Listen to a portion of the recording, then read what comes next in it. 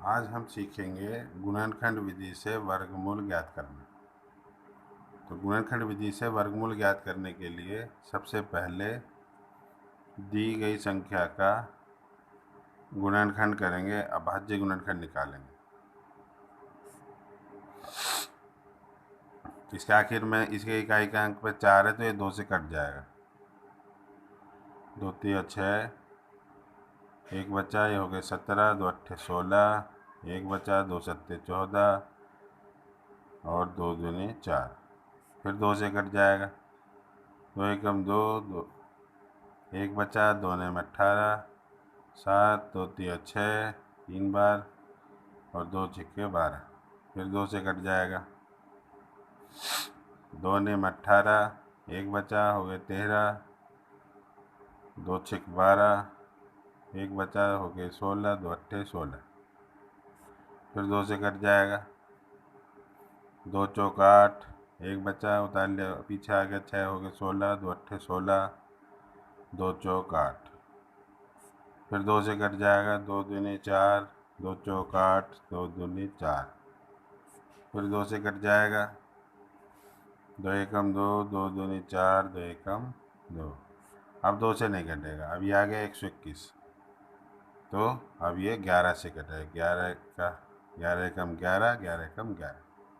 फिर 11 से 11 बार कट गया, 11 से एक बार कट गया, 11 एकम 11। तो 7,744 के गुणनखंड हो गए 2 गुणा 2 गुणा 2 गुणा 2 गुणा 2, 1 2 3 4 5 6 बार, 1 2 3 4 5 6 गुणा 11 गुणा 11।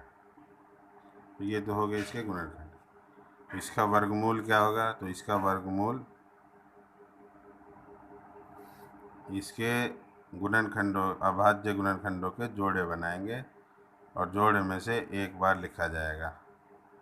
इस जोड़े का 2, इस वाले जोड़े का ये 2, इस 2 के जोड़े का ये वाला 2 और इस 11 के जोड़े का 11। अब इनकी कर देंगे गुणा, 2 दूनी 4 दूनी 8 गुणा 11, 11 अट्ठे 88। यही आंसर है। अब दूसरा सवाल करेंगे, गुणनखंड विधि से वर्गमूल ज्ञात करो 11,664। तो 11,664 का अभाज्य गुणनखंड निकालेंगे। तो क्योंकि इसमें इकाई का अंक 4 है इसलिए ये 2 से कट जाएगा। 2 पंजे 10, 11 में से 10 के बचा 1, उतार लिया 6, हो गए 16, 2 अट्ठे 16, बचा कुछ नहीं, उतारा 6, 2 दिया 6, बचा कुछ नहीं, उतारा 4, 2 दूनी 4। यहाँ 2 है, 2 से फिर कट जाएगा, 2 दूनी 4, 2 बार गया, बचा 1, उतार लिया 8, हो गया 18, 2 ने 18, उतारा 3 का, 2 एकम 2, बचा 1, उतार लिया 2, हो गए 12, 2 6 12। अब ये 6 आया बाद में, ये फिर 2 से कट जाएगा, 2 एकम 2, 2 चौक 8, बचा 1, उतार लिया 1, हो गया 11, 2 पंजे 10, 11 में से 10 के बचा 1, उतार लिया 6, हो गए 16, 2 अट्ठे 16। फिर 2 से कट जाएगा, 2 सत्ते 14, 2 दूनी 4, बचा 1, उतार लिया 8, हो गया 18, 2 ने 18।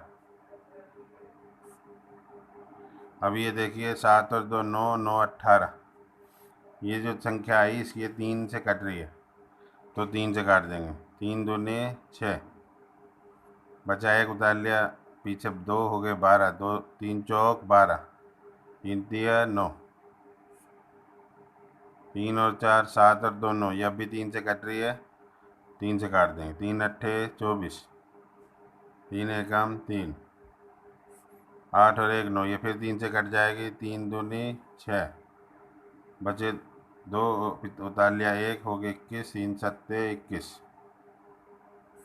फिर 3 से काटेंगे, 3 नेम 27, फिर 3 से काट देंगे, 3 तिया 9 और फिर आखिर में 3 एकम 3। तो इसके गुणनखंड क्या हुए? 11,664। 11,664 के गुणनखंड हो गए 1 2 3 4, देखिए 1 2 3 4, 4 बार 2,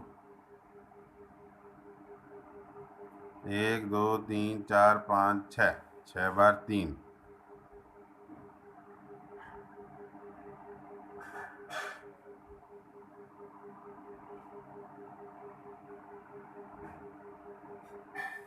तो एक जोड़ा इसका बन गया, एक जोड़ा इसका बन गया, एक जोड़ा इस 3 का बन गया, एक जोड़ा इसका बन गया, एक जोड़ा इसका बन गया। तो इसका वर्गमूल 11,664 का वर्गमूल क्या आएगा? इस जोड़े का एक बार 2, इस जोड़े का 2, इस जोड़े का 3, इस जोड़े का 3 और इस वाले जोड़े का भी 3 ले लिया और फिर इनकी गुणा करी। 2 दूनी 4, 3 12, 3 36 और 36 3 नहीं गुणा हो रही तो ये गुणा करके देखें। 36 3 3 चिंग 18, 3 3 9 और 1 10, 108। ये इसका आंसर है। तो अब सीखेंगे गुणनखंड विधि से परिमेय संख्याओं का वर्गमूल ज्ञात करना। ये एक परिमेय संख्या दे रखी है 625 बटे 1296। इसका वर्गमूल निकालना है, इसका वर्गमूल। तो इसका वर्गमूल का मतलब ये निशान 625, वर्गमूल का निशान लगा के 625 बटे 1296। इसका अर्थ है कि 625 का वर्गमूल अलग और 1296 का वर्गमूल अलग अलग हमें निकालना है। तो 625 का वर्गमूल निकाल लें यहाँ पर फैक्टर विधि यानी कि गुणनखंड विधि से। इसके आखिर में इकाई का अंक 5 है इसका, तो 5 से कट जाएगा ये। 5 एकम 5, बचा 1 हो गए 12, 5 दूनी 10, बचे 2 उतारे 5 हो गए 25, 5 पंजे 25। फिर 5 से कट जाएगा, 5 से 12 में भाग करी, 5 दूनी 10, बचे 2 उतार ले 5 हो गए 25, 5 पंजे 25। फिर 5 से 5 पंजे 25, फिर आखिर में 5 से 5 एकम 5। ऐसे ही 1296 के गुणनखंड करेंगे। तो इसका अंत में 6 है, इकाई का अंक 6 है तो 2 से कटेगा, 2 छिक्के 12, 2 चौक 8, 2 अट्ठे 16। फिर 8 है आखिर में, 2 से कट जाएगा, 2 तिया 6, 2 दूनी 4, 2 चौक 8। आखिर में 4 है, फिर 2 से कट जाएगा, 2 एकम 2, 2 छिक 12, 2 दूनी 4। फिर 2 से कट जाएगा, 2 अट्ठे 16, 2 एकम 2। अब 3 से कट जाएगा, 3 सत्ते और 3 दूनी 6, 3 सत्ते 21, 27 बार। फिर 3 से 3 ने 27, फिर 3 से 3 तिया 9, फिर आखिर में 3 से 3 एकम 3। तो 625 का वर्गमूल कितना हुआ? चलो पहले इसके बिना ही लिख लो। 625 बराबर 5 गुणे 5 गुणा 5 गुणा 5। ये जोड़े बन गए। तो 625 का वर्गमूल हो गया, इसका जोड़े का एक बार 5, इसका एक बार 5, हो गया 25। 1296 का, तो 1296 का गुणनखंड 2 गुणा 2 गुणा 2 गुणा 2 और 3 गुना 3 गुना 3 गुना 3। ये जोड़े बनाए, इनके जोड़े बन गए। तो 1296 का वर्गमूल हो गया 2 गुणा 2 गुणा 3 गुना 3। 2 दूनी 4, तिया 12, तिया 36। इसलिए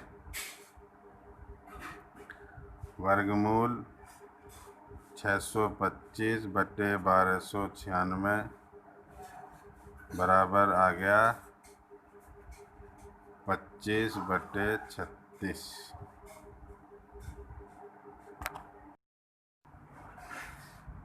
देखिए सवाल नंबर 3। आम के बाग में 2304 आम के पेड़ हैं। प्रत्येक पंक्ति में आम के उतने ही पेड़ हैं जितनी पंक्तियां हैं। आम के बाग में कुल कितनी पंक्तियां हैं? तो आम के बाग में 2304 पेड़ हैं और एक पंक्ति में उतने पेड़ हैं जितने की कुल पंक्तियां हैं। तो जब इस तरह का सवाल होता है बच्चों के, एक पंक्ति में उतने ही पेड़ हैं जितनी की पंक्तियां, तो ये सवाल वर्गमूल का होता है और यहाँ पर हम 2304 का वर्गमूल निकाल देंगे। 2 से इसे काट दिया, 2 एकम 2, 2 एकम 2, 2 पंजे 10, 2 एकम और 2 दूनी 4, 2 पंजे 10, 2 सत्ते 14, 2 छिक्के 12। फिर 2 से कट जाएगा, 2 दूनी 4, 2 अट्ठे 16, 2 अट्ठे 16। फिर 2 से कट जाएगा, 2 एकम 2, 2 चौक 8, 2 चौक 8। फिर 2 से कट जाएगा, 2 सत्ते 14, 2 दूनी 4। फिर 2 से कट जाएगा, 2 तिया 6, 2 छिक्के 12। फिर 2 से कट जाएगा,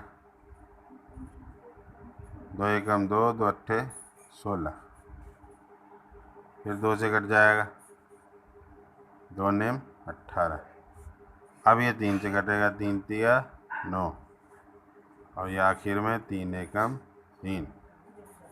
2304 के गुणनखंड क्या हुए? 1 2 3 4 5 6 7 8, 8 बार 2, 2 गुणा 2 गुणा 2 गुणा 2 गुणा 2 गुणा 2 गुणा 2 गुणा 2 गुणा 3 गुणा 3। अब इनके जोड़े बना लिए। तो 2304 का वर्गमूल आ जाएगा 2 गुणा 2 गुणा 2 गुणा 2 गुणा 3। 2 दूनी 4, दूनी 8, दूनी 16, तिये 48। ये आंसर है।